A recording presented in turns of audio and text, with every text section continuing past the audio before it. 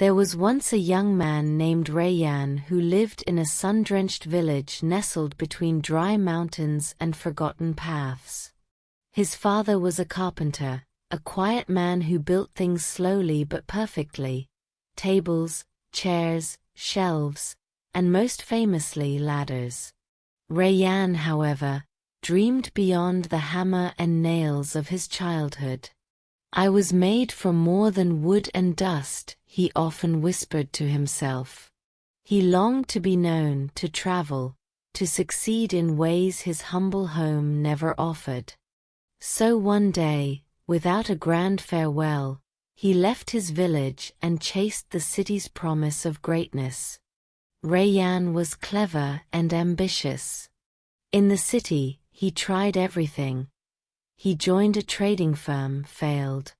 Started a small food stall, lost it. Tried to publish a book, rejected. Partnered in a business, betrayed. Each time he tried to climb the ladder of success, it broke beneath him. After 5 years, his pockets were empty, but his heart was emptier. His once sharp confidence was now a dull ache.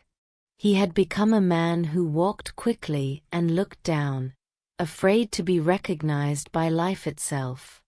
One cold night, with his belongings in a torn bag, he returned to his father's house. His father didn't ask questions. He only smiled gently, led Rayyan into the small workshop, and handed him a piece of wood. "Sand this," he said. Day after day, the two worked in silence, repairing old furniture, smoothing splinters, carving beauty from what others had thrown away. Rayyan didn't speak much. But one evening, when the sun spilled gold across the floor, he finally broke down. "I failed," he whispered. "Again and again. Everything I touched broke. I tried so hard. I wanted to be someone." His father paused. Then, picking up an old, cracked ladder, he said, "Do you know why ladders break?" Rayyan shook his head. "Because people rush up them. They step on the weak rungs first. They ignore the wood's grain. They don't listen to the creaks." He leaned closer. "But the real reason ladders break? It's because they were built without patience." He handed the broken ladder to Rayyan. "Fix this. Don't replace it. Mend it. Understand where it failed. And don't rush." Rayyan spent weeks studying the ladder. He found where the nails had loosened, where the wood had weakened. He didn't just fix it, he respected it. When he finished, it was stronger than ever. Something changed in Rayyan. He no longer rushed to succeed, he prepared to serve. He started a small carpentry school for youth who had dropped out of school. He taught them skills, but also patience, discipline, and self-respect. The workshop became a safe haven for the broken, not just of wood but of heart. People began to notice. A journalist visited. Then a charity offered support. Soon, Rayyan's school became a community movement, helping youth build not just chairs or tables but futures. Years later, at a national award ceremony, Rayyan stood on a stage. Not as a man who had never failed, but as one who had learned to rise with humility. When asked what led to his success, he said, "I once tried to climb every ladder I could find. I thought success was up there, somewhere high. But the ladder that changed me was the one I fixed, with my father. That's when I learned.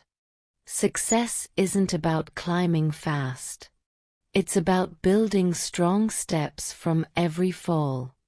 It's about listening to the wood creak. It's about staying low until you're strong enough to rise with purpose.